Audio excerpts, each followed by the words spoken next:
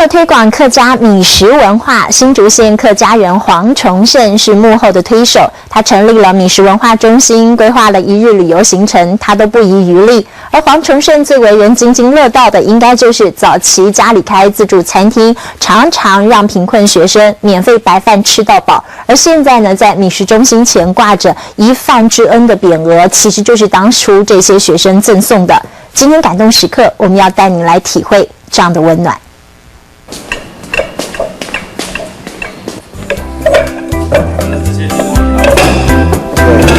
年过半百的黄崇胜依旧忙碌，准备游客要 DIY 的擂茶用具。擂茶用的啊，它最起码这个擂盆是我们台湾这一块的土地的泥土。位于新竹的客家米食中心是黄崇胜一手打造，里头的老东西都是家族传承，现在都是活教材。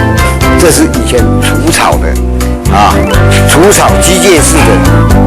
每样器具都和米食息息相关，因为黄崇胜认为米食文化就是客家的根。我们只是看到说今天这个米食它是一个成品，但是它背后有非常多的这个文化背景，而且它也有它的整个的智慧啊的由来，就好像我们吃这个麻糬啊，麻糬它也有它的由来典故。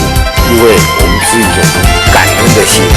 黄崇胜是国内米食制作的翘楚，成立的米食中心，光是1年就要用掉2000吨白米，每样产品不偷工减料，坚持纯米制造。推广客家米食文化的种子，早在家族经营自助餐店时就萌芽。那时黄崇胜好心的免费让许多穷困学生吃饭吃到饱。大大的一饭之恩的匾额，就是学生们感念所赠送。我们就爱人的小孩啊，就好像爱自己的小孩一样。以前免费请人吃饭，现在则让大家吃客家米食。黄崇胜的客家情传遍全台，全台湾跑透透参加美食展。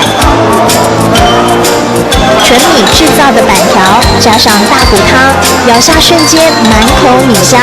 花博期间每天卖出上百碗，他不嫌累，全凭对客家的一份情。我们客家族群在米食文化，它有非常这个渊源跟它的内涵。假如说在我们这一代，我们没有薪火相传的话，会流失掉。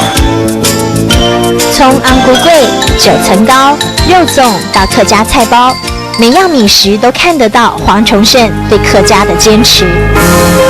老器具旧感情，将客家米食文化完美诠释。黄崇胜用爱客家的心仔细包装，一口客家菜包，一口客家肉粽，给你回味再三的感动时刻。